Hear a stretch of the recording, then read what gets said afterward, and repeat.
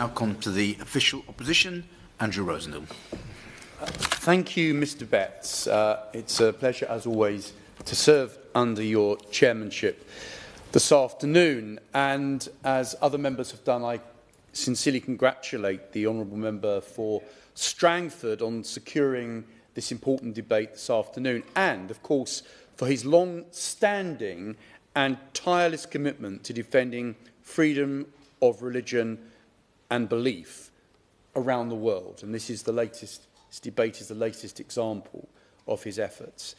He has once again brought before the House an issue of grave moral urgency and deep international concern, which too often escapes the sustained attention of honourable members across this House.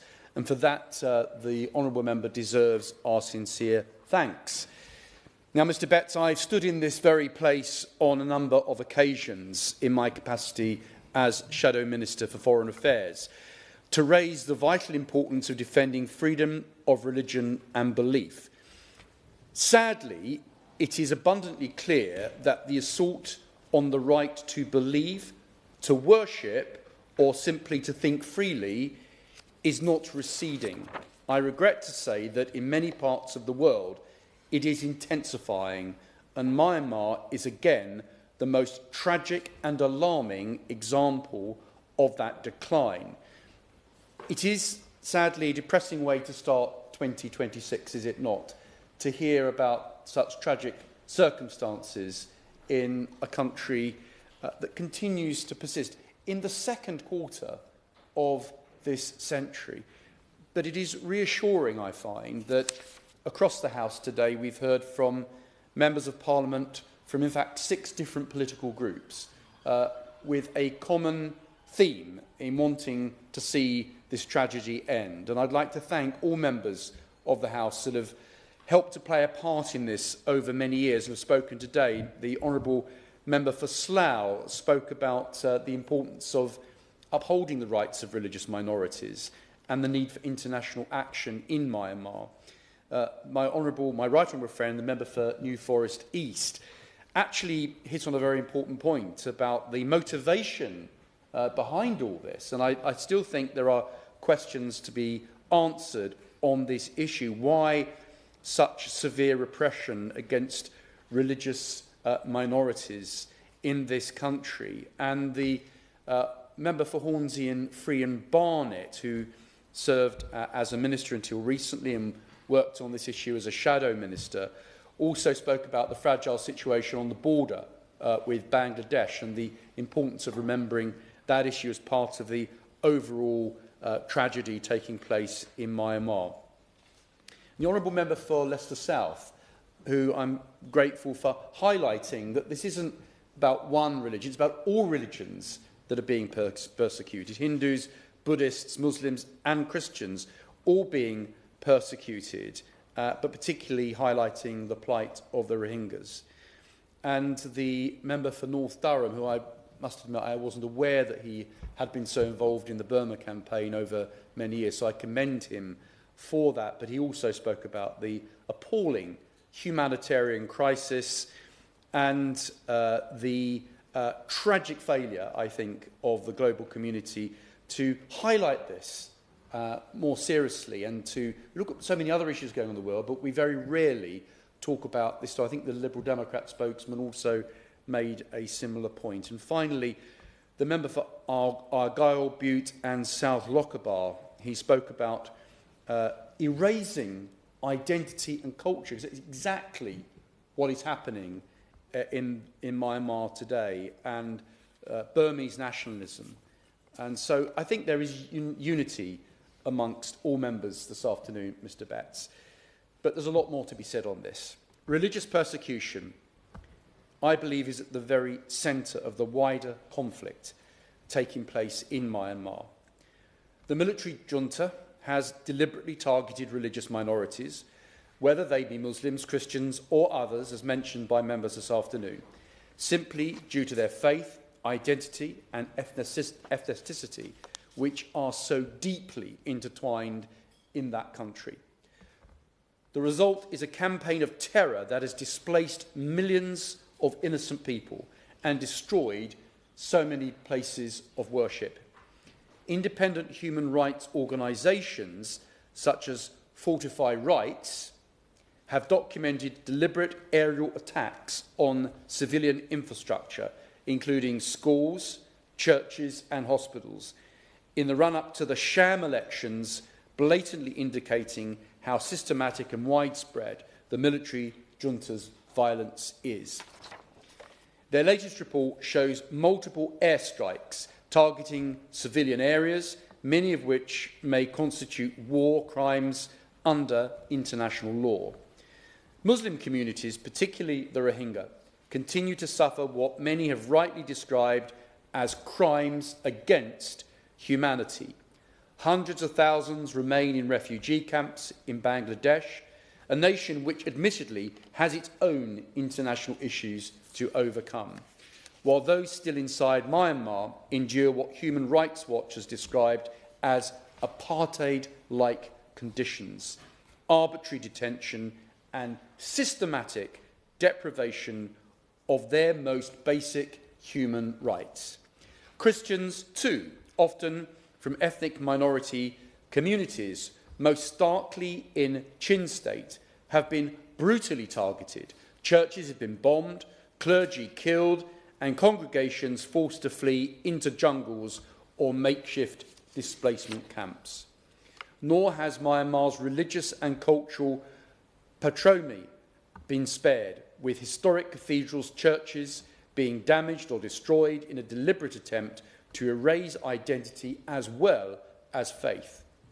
These all amount to a sustained pattern of persecution carried out by the Tatmadaw armed forces with impunity.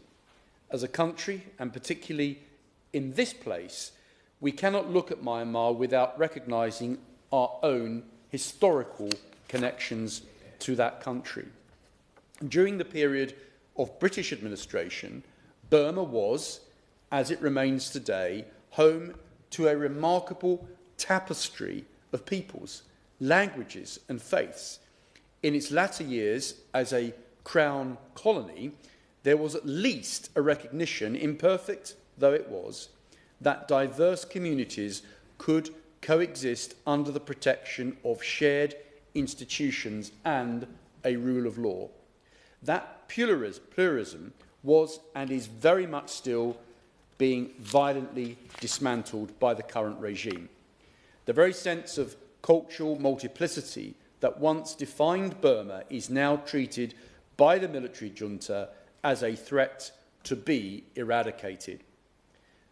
That should matter to us here in Britain, given our role in establishing what is now Myanmar, but perhaps more importantly, because Britain's standing in the world rests on our willingness to uphold the values that helped hold the country together with the borders it still has today in the first place.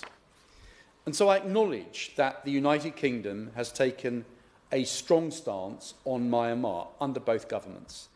Successive statements at the United Nations have rightly condemned the violence and reaffirmed support for freedom of religion and belief. But we all know that in this second quarter of the 21st century, eloquent statements in international forums are not enough when entire communities are being erased before our eyes. The International Court of Justice case concerning the Rohingyas continues at a glacial pace while atrocities persist on the ground. So, I say to the Minister, what further support is the government providing to the independent investigative mechanism for Myanmar to ensure that evidence is preserved and perpetrators are identified and hopefully brought to justice?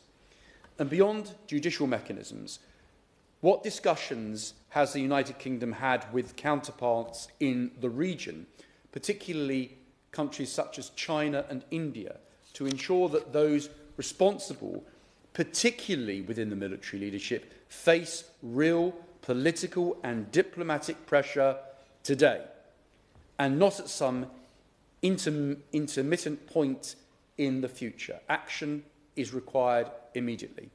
Despite the UK's imposition of sanctions, including on aviation fuel, suppliers, airstrikes against religious sites continue. Does the Minister believe the current sanctions regime is actually sufficient, or should we go further? And what concrete steps are being taken to close loopholes, particularly on jet fuel, arms transfers and financial flows that continue to enable these atrocious attacks? The government rightly states that freedom of religion and belief is a core human rights priority. But how is that reflected, specifically in our Myanmar policy? Is there a dedicated strategy to support persecuted religious minorities both in Myanmar and amongst refugee populations in neighbouring countries? We know that aid is being deliberately blocked from reaching displaced religious minorities, particularly in ethnic and Christian majority areas. And so what pressure is the UK government exerting, bilaterally and through ASEAN, to ensure that humanitarian assistance reaches those for whom it is intended without interference or manipulation from the junta? Will the government commit to raising once again the crisis facing religious minorities in Myanmar at the UN Security Council? And will the Minister work with international partners to build a stronger coalition in defence of freedom of religion or belief across South and Southeast Asia more broadly? We've seen the United States take a strong stand in defence of persecuted Christians in countries such as Nigeria, and the US Congress's work on freedom of religion and belief in Myanmar. While the findings are grim, they have been instructive. And so what discussions has the Minister had with counterparts in Washington? And is she pressing for deeper American engagement in this issue? Mr. Betts, the United Kingdom has long been a world leader on freedom of religion or belief. So, when dealing with religious regions, what modern political foundations trace back, in part, to this very building, we have a particular responsibility, I believe, to show leadership. If not, for the sake of those suffering today, then to ensure that Britain is not seen as an irrelevant observer in global affairs, but as a nation that still stands up for justice, freedom, and the rule of law, as our forebears have always done.